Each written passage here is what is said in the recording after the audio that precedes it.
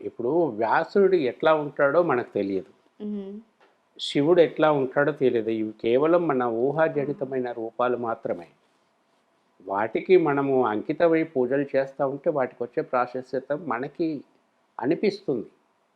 అట్లాగే వ్యాసుడికి సంబంధించి కూడా ఆయన ఎట్లా ఉంటారో మనకు తెలియదు. ఆ వ్యాస రూపంలో మనం కోరుకున్న రూపంలో ఆయన విగ్రహ ప్రతిష్టాపన చేసి పూజలు చేయవచ్చు. ఎవరు వద్దంటారు? ఇక మీరన్నారు తల్లి ప్రథమ గురువు అని. ఎవరికైనా తల్లి మొదటి గురువు తల్లే. తర్వాతే మిగతా వాళ్ళందరూ వస్తారు. మనకు విద్యాబుద్ధులు నేర్పినటువంటి గురువులు కూడా ఉంటారు. అయితే ఏమిటంటే మనం వ్యాస పౌర్ణిమ అంటే వ్యాసుడికి పూజలు చేయాలి, గుడికెళ్ళాలి, ఉంటే చేయాలి అంతా ఓకే. కానీ ఆయన పరంపర ఉంటుంది కదా! హ్మ్. గురు పరంపర అని ఒకటి ఉంటుంది. ఉంటుంది. మనకి పీఠాలలో అక్కడిక్కడ కనపడతాయి పరంపరలు. ఆ పరంపరలు ఎవరు, ఎక్కడ, ఏమిటి అంతా మనకు తెలియదు. కానీ మన కళ్ళ ముందు మనకు విద్య నేర్పినటువంటి గురువు కనపడితే ఓకే. ఆయన్ని వ్యాసుల వారిని ఆయన నందు ప్రతిష్ఠించుకొని మనం దండం పెట్టుకోవచ్చు, పాదాభివందనం చేయవచ్చు. ఇందులో తప్పేం లేదు. ఇంకా గురు పౌర్ణిమ నాడు ఇంకా చేయవలసినది ఏమిటంటే, మీరు చేసే పూజలు, పురస్కారాలు ఇవన్నీ మామూలే.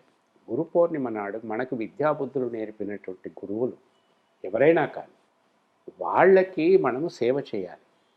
వాళ్ళు సంతోషపడే విధంగా కావాల్సిన సేవ చేయటం చాలా ముఖ్యమైనది విషయం. గురువుకు సేవ చేయటం, తల్లికి సేవ చేయటం, తండ్రికి సేవ చేయటం ఇదంతా కూడా ఒకే విధమైన ఫలితాలను ఇస్తుంది. చూడండి కొంతమందికి కొన్ని రకాల దోషాలతో బాధపడుతూ ఉంటారు. వాళ్ళకి తల్లిదండ్రులకు సేవ చేస్తే ఆ దోషం పోతుంది. కొన్ని రకాల దోషాలు ఉంటాయి. వాడి గురువుకు పూజ చేయటం వల్ల ఆ దోషాలు పోతాయి. గురు పూజ ఎట్లా చేస్తారు? మామూలుగా తల్లిదండ్రులకు చేసే సేవలు సరే, గురువుకు మాత్రం అంటే ఇప్పుడు మనం ఒక స్కూల్లో చదువుతున్నాము. ఆ స్కూల్లో మన క్లాస్ టీచరే మన గురువు అనుకుంటాం చిన్నప్పుడు.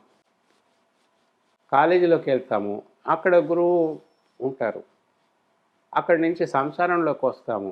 ఇక్కడ అయోమయ పరిస్థితులు నెలకొంటాయి. ఏదో ప్రవచనాలు చూసో, ఏదో చూసి ఏదో ఒక గురువుకి ఆకర్షితులమవుతాం. ఆ గురువును సేవించడానికి మనసు కోరుకుంటుంది. అప్పుడు గురువు అవుతాడు.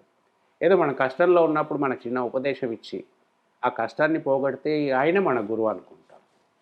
ఇట్లా అనేక రకాలుగా గురువుని అంటే గురువుకి శిష్యుడు పరీక్షలు పెడతాడు.